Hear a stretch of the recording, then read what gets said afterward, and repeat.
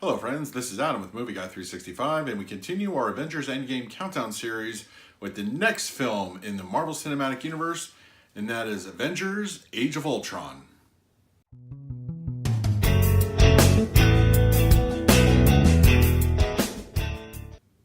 If you're new to the channel, please hit that like button, subscribe, hit the bell notification. I put out videos daily. You can also find me over Twitter and Instagram at Movie Guy 365.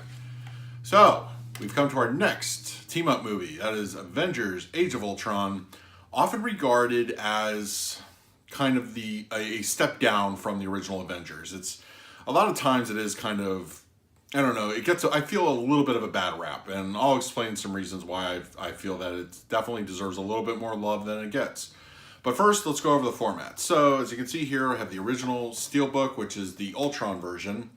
I did have the Vision, but Steelbook, but I ended up having to return it because there was like this huge dent, which is why I do store pickups anymore. But unfortunately, I was never able to get a second copy of that one. But so we have the Ultron version, and then of course the release last year, 4K edition. I think looks pretty amazing. Honestly, there's a good uptick in picture quality and detail. I feel it's more of it gives it more of a film kind of look to it, but a very good HDR pop out. But I also enjoy the original 3D version as well, which is included in the original Ultron Steelbook. I enjoy both versions. I go back and forth quite a bit whenever I sit down with these movies. I think you can't go wrong either way. 3D looks amazing. 4K looks amazing.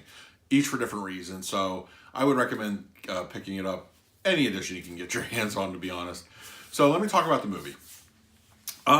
While I do recognize that there are some issues with Avengers Age of Ultron, I don't feel that they are as big as people make them out to be. We were given a lot here. And yes, you know, the Thor shirtless bathing scene probably was a little much, just kind of out of left field. And I felt that I love James Spader. I thought he was an inspired choice. I thought Ultron went across that line a little bit too much of, you know, mustache villain characterization. If you know him in the comics, he's not really like that. He's very, you know, direct, you know, he has a method. And I understand you want to insert some personality, and maybe the Optimus Prime moving robot lips could have not been a thing, honestly. I think that was kind of a misstep in the design. I don't know why they do it. I guess for emotion purposes. But when you look at the first trailer, which I still love that trailer, and Ultron seems overly menacing and it's just dark, and I really liked what we could have gotten there. Unfortunately, I felt that it was a little too on the other side. But I don't feel that the movie itself is a bad movie at all. In fact, I love the movie. I mean, come on. We get geek out moments all over the place here. We do get Ultron. We get the Hulkbuster armor. You know, we get a lot going. There's a lot here. We get an homage to the first movie, of course, to the whole thing with the scepter being the Mind Stone, the creation of Vision. You know, there is still a lot to enjoy in this movie, and you know, with the introduction of Scarlet Witch and Quicksilver in full roles, as opposed to the end of Winter Soldier, they're just, you know, cameo.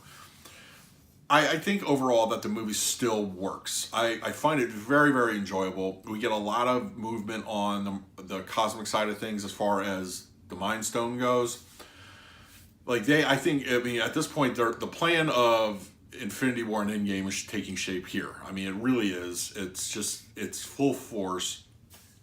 You know, we do get a lot. I mean, there's a lot of good moments. You know, I feel that probably some of the weakest moments probably would have been, if I had to peg a character, would be, you know, maybe a little bit of Black Widow could use a little bit more development there. I know she had some good stuff in the first movie. Winter Soldier, brilliant. And of course we get the great, you know, lifting Thor's hammer scene. And my favorite part is just that little nudge when Captain America pulls it.